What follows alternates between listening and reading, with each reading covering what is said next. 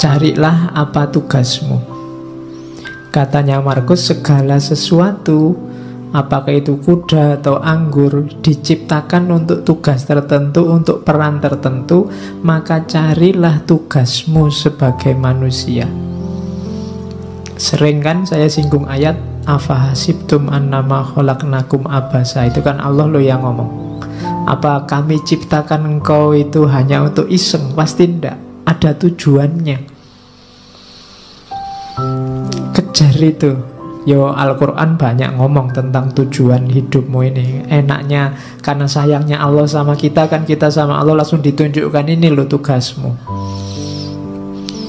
Jadi yo kayak misalnya ini ja'ilun fil ardi khalifah, aku ciptakan manusia di muka bumi jadi khalifah. Ini kan Allah langsung ngasih petunjuk, ini lo tugasmu.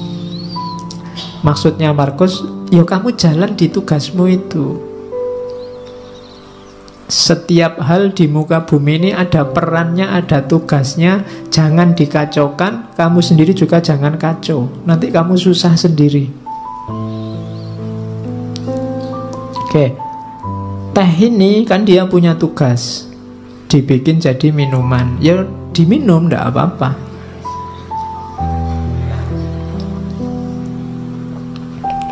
Manusia yang minum jangan dibikin kacau. Nanti tehnya kamu pakai ngepel terus kamu siramkan di karpetnya masjid, itu jadi kacau, kamu sumpek sendiri. Tidak di situ mainnya teh, dia untuk diminum. Jadi rumusnya hidup pertama, tugasmu apa? Yang harus kamu lakukan apa? Saya sering bilang, tidak usah cerewet tanya, apa Pak? Saya tidak tahu. Tidak, kamu sudah tahu. Begitu kamu tahu identitasmu, sebenarnya kamu tahu apa yang harus kamu lakukan. Begitu kamu tahu bahwa saya mahasiswa Pak, kamu sudah tahu apa yang harus dilakukan seorang mahasiswa. Di rumah, saya ini anak loh Pak, kamu tahu apa yang harus dilakukan seorang anak. Saya ini tetangga loh Pak, kamu sudah ngerti rumusnya tetangga yang baik seperti apa. Jadi tanya tugasmu apa, jalankan itu. Itu rumusnya orang hidup yang pertama. Dan yang kedua, ndak usah khawatir, ndak bisa. Katanya Markus, manusia pasti mampu melakukan semua yang Tuhan ingin ia lakukan. Kalau Allah nyuruh kita jadi khalifah, pasti kita punya kekuatan untuk mengkhalifahi alam semesta. Ketika kamu ditakdirkan jadi mahasiswa, pasti memang kamu punya potensi untuk jadi mahasiswa yang baik. Bahwa hasilnya tidak baik, itu berarti kamu kurang maksimal menjalankan tugasmu. Jadi ini rumus-rumus dasar dalam hidup, katanya Markus. Pasti bisa asal kamu tidak manja. Kita kan sering manja, sering cengeng, sering cerewet. Sudah tahu masih tanya. Kita sering mengkritik Bani Israel, Yahudi, kita sering begitu. Orang Yahudi itu kan waktu diperintah ada aja yang ditanyakan. Disuruh menyembelih sapi masih ditanya, kulitnya sapi warnanya apa, besarnya seberapa, itu cerewet. Padahal begitu disuruh membelih sapi aja kan tidak masalah, tapi masih cerewet, tanya macem-macem. Padahal ya sudah ngerti pantasnya membelih sapi itu ya sapi yang semacam apa, kan gitu.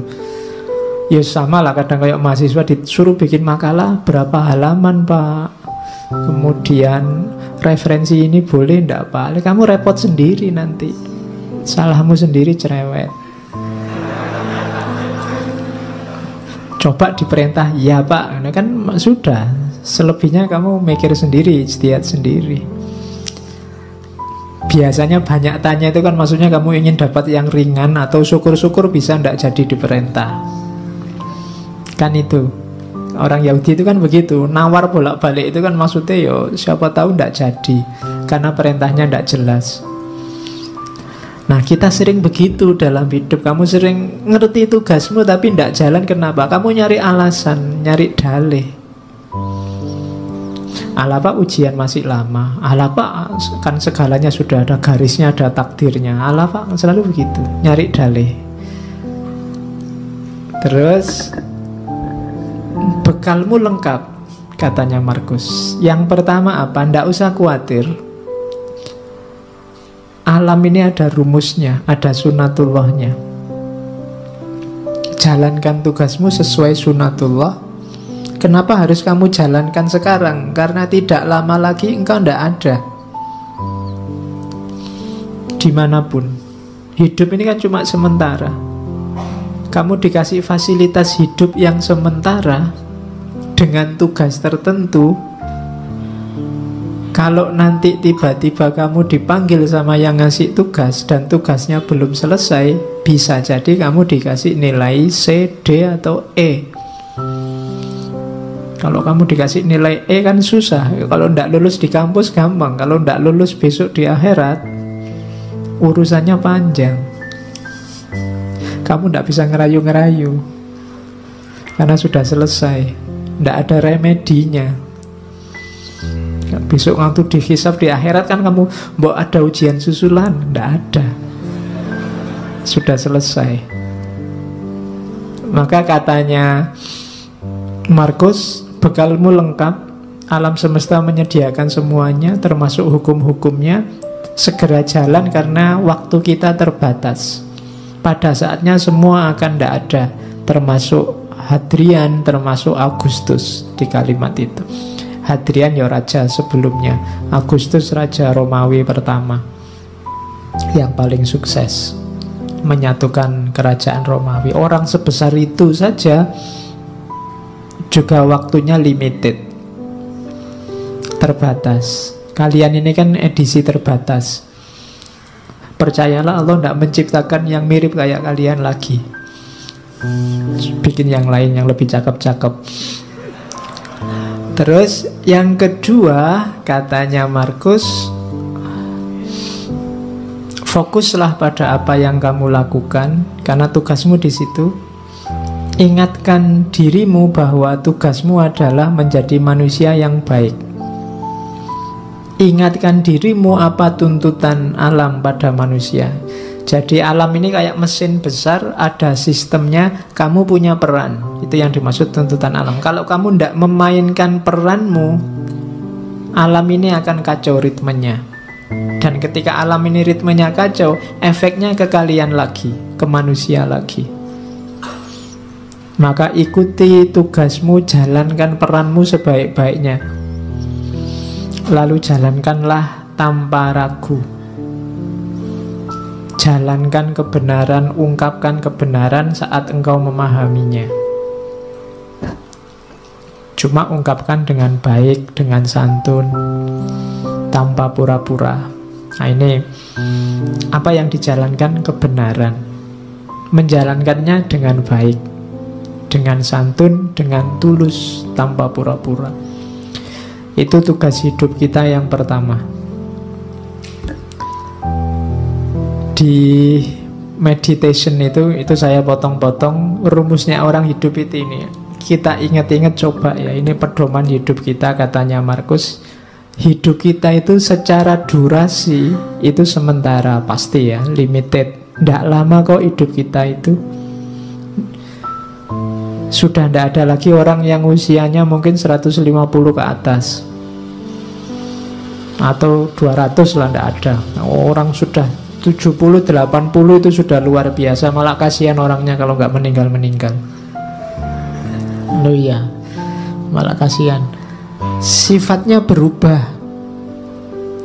Hidup kita ini karakternya alam, di antara yang kita sebut sunatullah tadi, berubah. Maka kalau kamu kaku, ritmemu akan kacau. Jangan kaku. Kamu harus luwes. Ketika kamu kaku, sementara lingkungan alam sekelilingmu berubah, maka yang terjadi ritmemu kacau. Jangan-jangan kamu juga mengacaukan ritmenya orang lain. Jadi karakternya hidup ini berubah. Durasinya sementara. Persepsi kita, pemahaman kita sifatnya abu-abu kalau bahasanya Abu-abu itu apa? Kita ini manusia yang terbatas dan pemahaman kita juga terbatas. Kebenaran, kebaikan yang kita pahami itu sebatas kemampuan kita. Maka tadi jangan kaku. Kalau kamu kaku, kamu akan mandek di keterbatasan tadi. Kamu tidak berkembang, tidak lebih baik. Padahal kamu harus lebih baik terus. Karena hari ini kamu terbatas, besok batasmu harusnya lebih luas. Jadi persepsi kita ini suram. Kita itu tidak ngerti sangat banyak hal, ngertinya cuma sedikit. Berarti apa? Kebenaran yang kita tahu sebagai benar juga limited, terbatas. Bukan karena kebenarannya yang terbatas, tapi kapasitas kita yang terbatas. Kemudian persepsi urusan akal ya, pemahaman. Sekarang tubuh kita itu sifatnya melemah. Grafiknya manusia itu kan ya kecil jadi besar, setelah itu kan melemah. Sebenarnya bahasa aslinya membusuk. Usia-usia kalian ini mungkin sudah tidak bisa lebih tinggi lagi, tidak bisa berkembang lagi, sudah selesai. Kecuali kamu ikut terapi-terapi minum pil apa itu, nambah tinggi 2 cm itu mungkin ya. Sudah tidak bisa, percayalah, sudah habis pertumbuhanmu. Kamu minum susu pertumbuhan tulang sampai berapa, sudah selesai. Usia-usia kita sudah tua. Jadi, dan grafiknya pasti semakin melemah. Tidak ada orang yang tambah tua, tambah kuat, luar biasa, tambah, tidak ada. Pasti. Jadi tubuh, jasad, fisik itu semakin melemah. Kemudian jiwa kita itu yang karakter utamanya sebenarnya dia kebingungan. Soul itu. Dia kalau tidak punya pemandu resmi, dia selalu bingung, mudah dipengaruhi. Akal itu kan, mental itu kan mudah dipengaruhi. Sekarang seneng, besok benci. Kemarin kerjasama, sekarang gegeran. Itu jiwa kita selalu begitu, mudah dipengaruhi, selalu dalam kebingungan. Kemudian 5 yang atas tadi kan serba tidak enak. Terus kamu, kalau gitu saya nunggu takdir, keberuntungan. Tidak, keberuntungan, takdir itu tidak bisa ditebak. Tidak mesti. Di situ ditambahi oleh Markus kemasyhuran. Kemasyhuran itu mungkin kamu mengandalkan status, mengandalkan nama baik, mengandalkan keluarga, mengandalkan identitasmu sebagai apa. Katanya Markus itu juga tidak pasti. Seterkenal apapun orang, pada saatnya juga lenyap, dilupakan.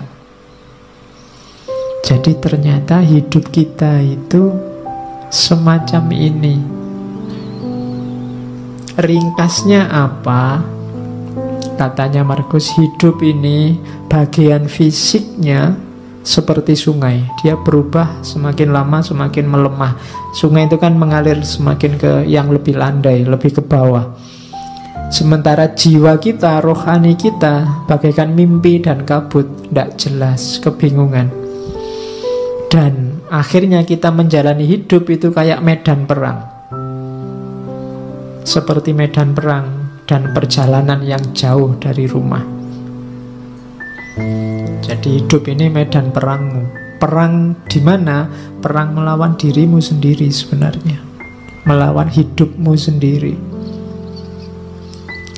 Dan jangan mengandalkan reputasi, jangan mengandalkan status, jangan mengandalkan nama baik, karena semuanya akan terlupakan. Maka tidak usah terlalu banyak membuang energi untuk hal-hal yang tidak penting. Ayo mikir hidup kita sendiri saja. Wong hidup kita sendiri juga tidak terlalu bagus situasi dan kondisinya. Wong ya semua orang begitu. Kalau ditarik lebih jauh lagi, tidak ada orang yang pantas sombong. Sering saya bilang bahwa manusia itu diciptakan sebagai sosok yang tidak pantas untuk sombong. Karena lemah dalam segala aspeknya. Oke, nah Kalau hidup begitu, kebahagiaan terus. Lah kalau gitu apa harus sumpek? Enggak, katanya Markus. Meskipun hidup itu